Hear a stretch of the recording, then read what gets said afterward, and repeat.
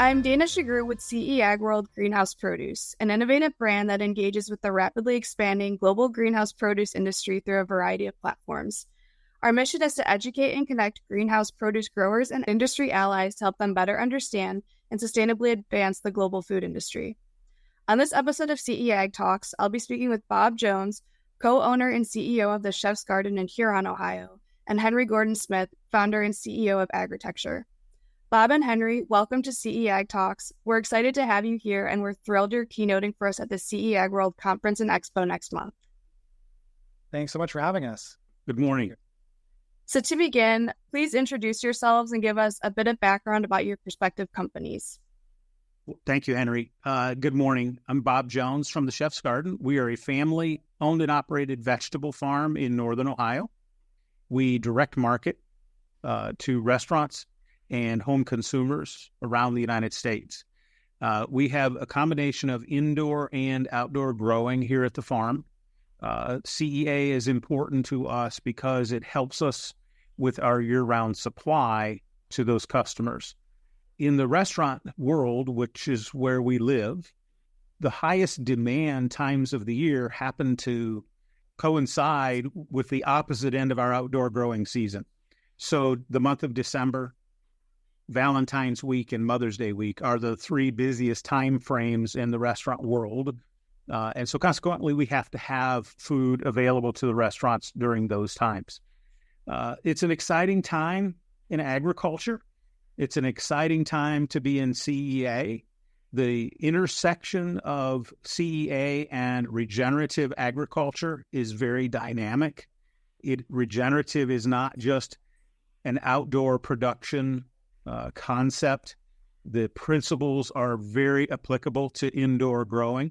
They look a little bit different, but understanding how healthy soils grow healthy plants, healthy people, and a healthy planet.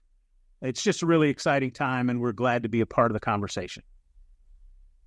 Well, I'm Henry Gordon Smith, founder and CEO of Agritecture, and as the name implies, we sort of practice design when it relates to agriculture. And what's really exciting is that this new era of agriculture that's been developing requires new approaches, new technologies, new ideas. A lot of this relates to growing year-round, like was mentioned by Bob, but some of it's about just growing closer to the customer or growing in spaces that you might not have grown before. And Agritecture was really born out of solving that problem for entrepreneurs, policymakers, and investors that are interested in understanding how these farms work.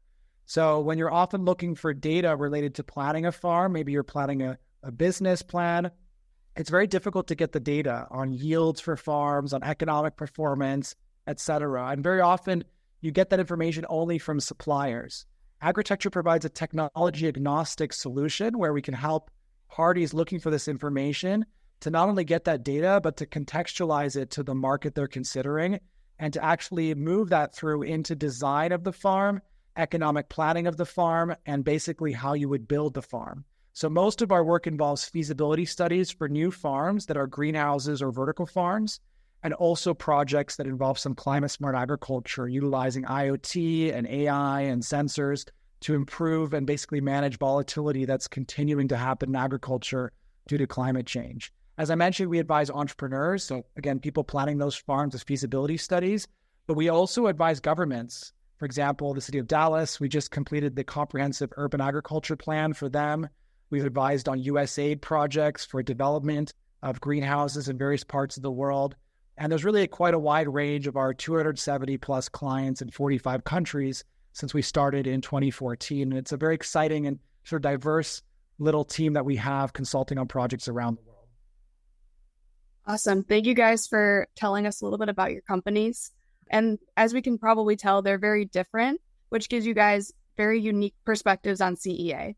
How did protected cropping systems become such a big part of what you do, and why?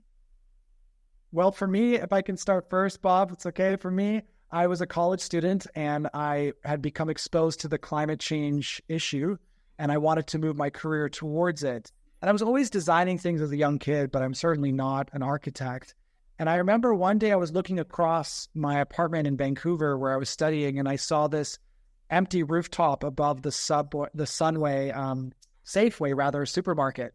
And I started thinking, what if we put a farm on it? And as I calculated the weight of the soil and the limitations of soil-based production in wintertime or low light conditions, I started looking online for solutions. So there were some companies that were exploring ideas of integrating greenhouses into rooftops, as well as, the examples of greenhouses on the ground. So I really got interested in this idea that you could grow year round and that you could also save water and eliminate pesticide use in some cases with that. And that is where sort of the birth of agritecture came as a blog, actually in 2011, where I started reporting on these companies and these concepts that I thought were really inspiring me. And that's where my interest in controlled environment agriculture began. I think that for our farm, it's kind of been an evolution. We have been in the vegetable business since 1960, when my father first started growing vegetables. We've been working directly with restaurants for about the past 40 years. And it really became listening to those customers and then doing everything we could to meet and exceed their expectations. Part of that is primarily based around a consistent supply of high-quality ingredients for culinarians to use. Some of that is having product when they need product, and having a product that tastes good, it looks good, and is good for you. All of those things are important. And it's just such a fascinating time right now because we're learning at a much faster pace than we did 5, 10, 20 years ago.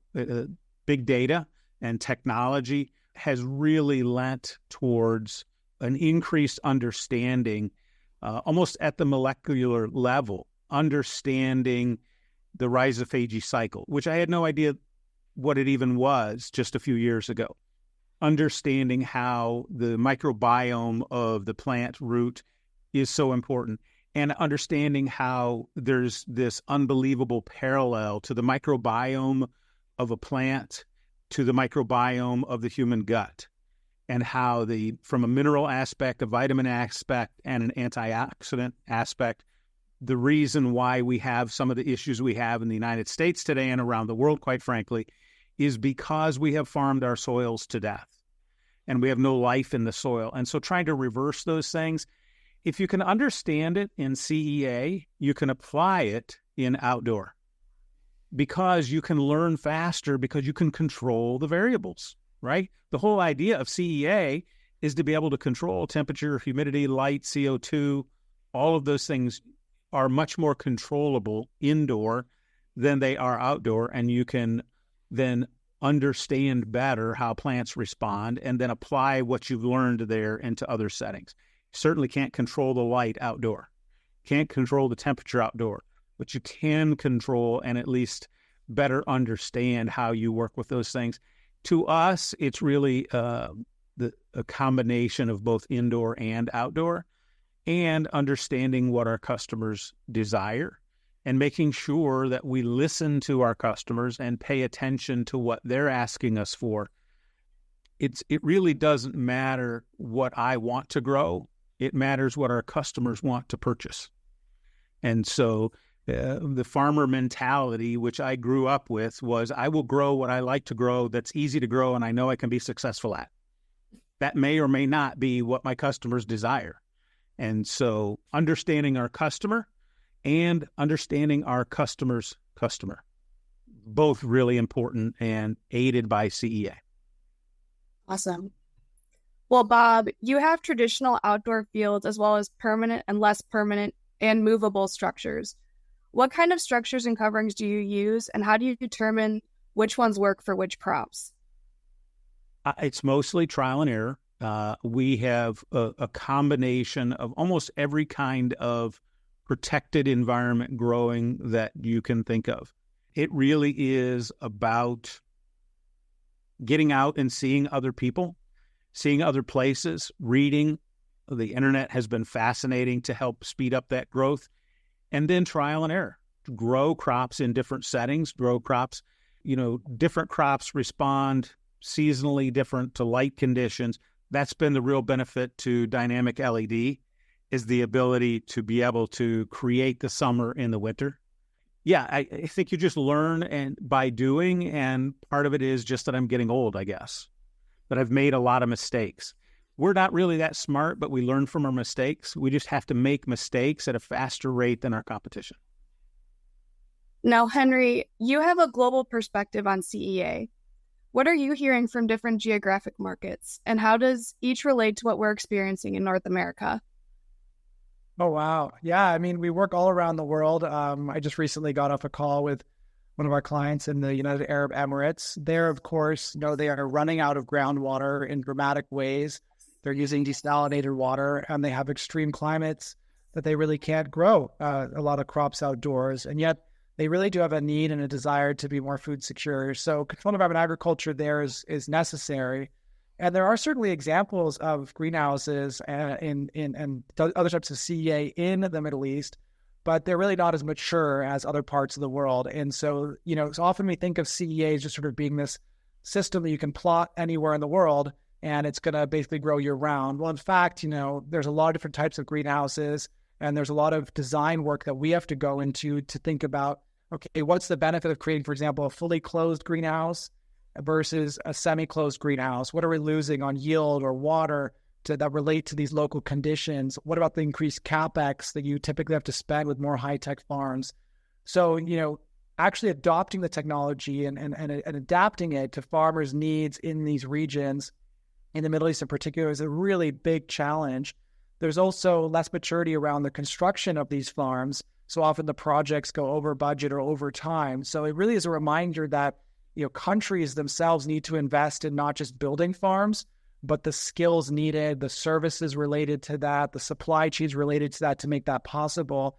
There's so many parts that go into making a farm successful, from the growers' skills to the policies that allow them to do that. And again, the supply chain, that's what I see around the world, is that those are quite different everywhere in the world. And I think we're seeing more and more countries have a desire to increase food security in a resilient way, which controlled environment agriculture can provide, but they have to really invest in a lot of layers to get that done. So, in Europe, for example, it's so mature, right? It's almost commoditized, the greenhouses and the pricing for them and the way you can manage them, but not all of Europe. If you look in Northern Europe, we're seeing a large growth in this. It's quite different and new. What's typical. And so even the suppliers there have to get used to new markets and more extreme cold conditions. What I find interesting about North America is, especially the United States, is that how fragmented it is, right? If we look, the Netherlands has a huge cluster of greenhouses. Spain has a huge cluster of greenhouses. Canada has a cluster in Leamington and even some in BC. But the United States, there's no real government-funded cluster of greenhouses that's developed. And so farmers, even Bob on their own, have to really figure these things out on their own in their own place for their own farm. And I think that's a pretty big difference from how governments have gotten involved in this in other parts of the world. So I really like those differences. I mean, that's probably the favorite part of my job and the most challenging is you have to really look on the ground, not just at the energy rates, the water rates, the climate conditions that are going to change your design, but who's actually going to be operating it, and do they have the skills to do that? And how is going to construct this, and how do I think about how to make that pathway as seamless as possible?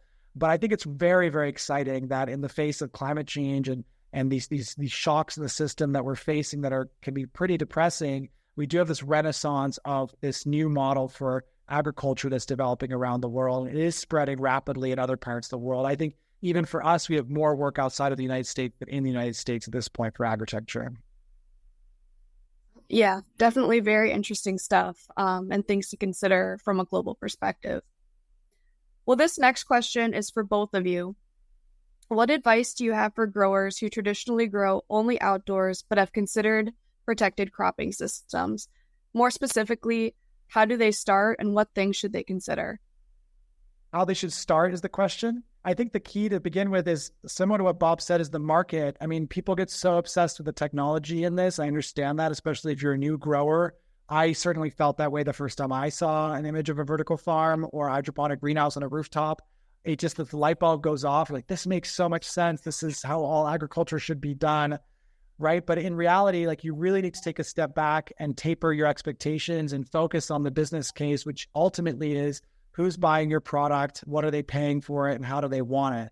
And I think that's the key thing you need to obsess over is that, and everything else you design around that. So at Agritecture, we go through various steps depending on how in-depth our study is. A more in-depth study would really look at direct surveys with customers, sharing packaging options with them, taste options with them, comparing the competition for them to understand what do they want, because we need to know what we're growing is better than what they have and understand their opinions. But even on a lighter version, you're just looking for the competition, what's being grown, where's it coming from, what are the quality issues, what are the pricing issues, what are are the retailers, go talk to the retailers, are they facing gaps in supply or gaps in quality?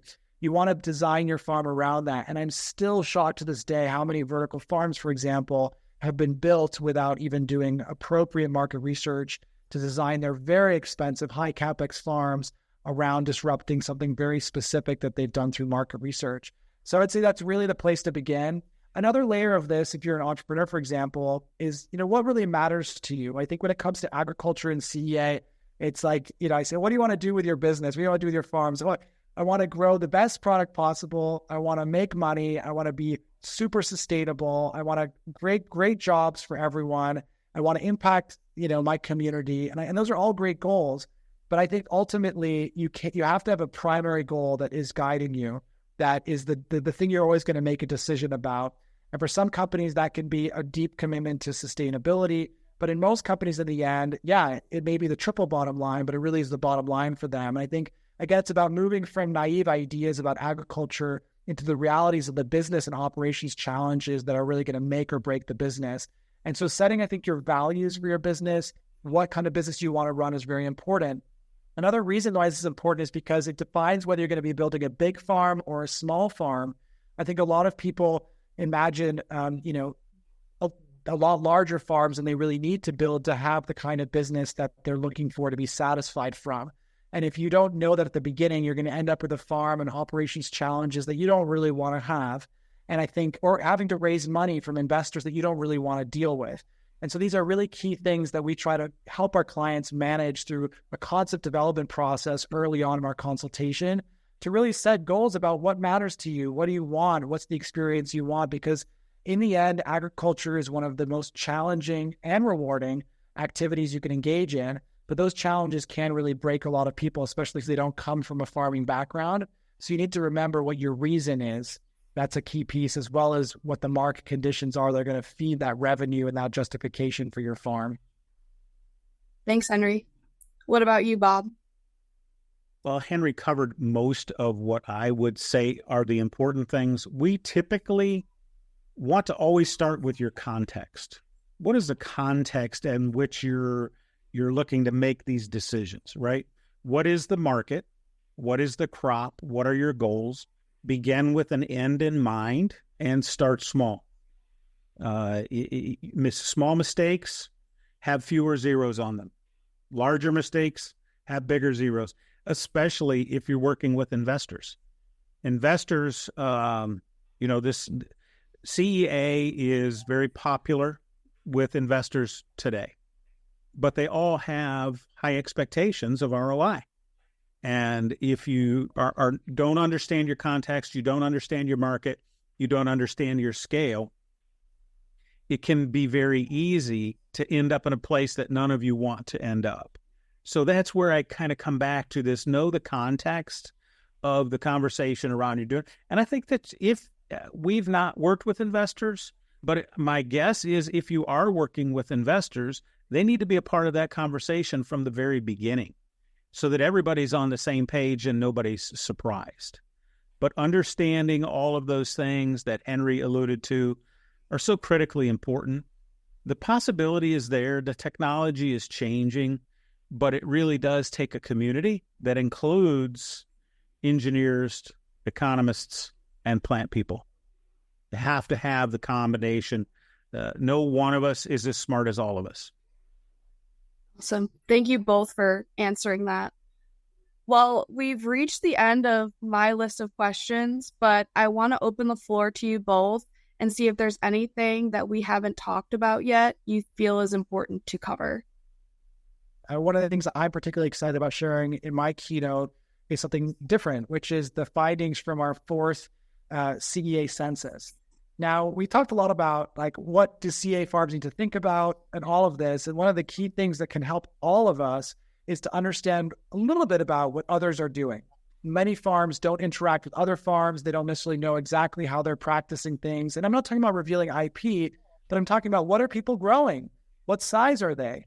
What are some of the metrics around their production that they're willing to share? And so the census is really an opportunity for the entire community to share some information about their farm's performance that agritecture analyzes and then puts into a published report. And this year we've partnered with CEAg World to analyze that data and to publish it. And we've got great sponsors like Priva, Solon Technologies, and TTA that are supporting this work. So again, long story short, I'm going to be presenting the findings of that. I went through it today. We've already crossed over 300 responses from the farmers. We're going to be sharing what they're growing. We're sharing the size of their farms. And primarily the focus this year, because each year has a theme, is technology adoption. We talked a lot about CEA technology today, but we're really asking farmers to think about, how do you think about cloud computing related to your technologies? How do you think about LEDs? How do you think about sensors? What matters more to you? What are you interested in learning more about, understanding more about? How does that change between your pilot farm and your expanded farm? And so this is going to be something I'll present for the first time at the event, and then we'll publish the report in October. So that's what my talk will be about. I'm pretty excited because it's a brand new talk with new data. Yeah, we're excited to hear the results from that for sure. I think that I'm excited because I want our time there together to be really a dialogue about learning from each other.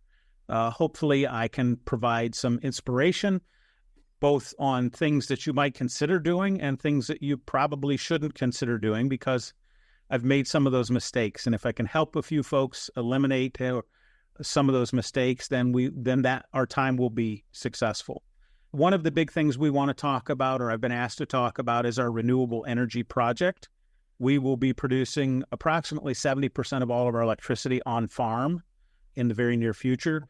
And that's a piece of a larger goal that we have surrounding growing nutrient-dense food and selling it directly to end users and being able to ship it carbon neutral. And that's a bigger part of our sustainability goals here at the farm, reducing plastics, reducing water use, and renewable production of energy, along with producing our own greenhouse fuels in biofuel heaters. So we're going to talk a little bit more about that. I know that as a farmer, farmers typically like to hear from other farmers and they like to see pictures. So I'll have lots of slides. Yeah, we look forward to seeing them. Well, I think that concludes our talk here. Thank you both again for joining me on this episode of CEAg Talks, and we look forward to talking with you again in Raleigh. Thank you. Have a great day. Thanks so much. Looking forward to it. See you, Raleigh.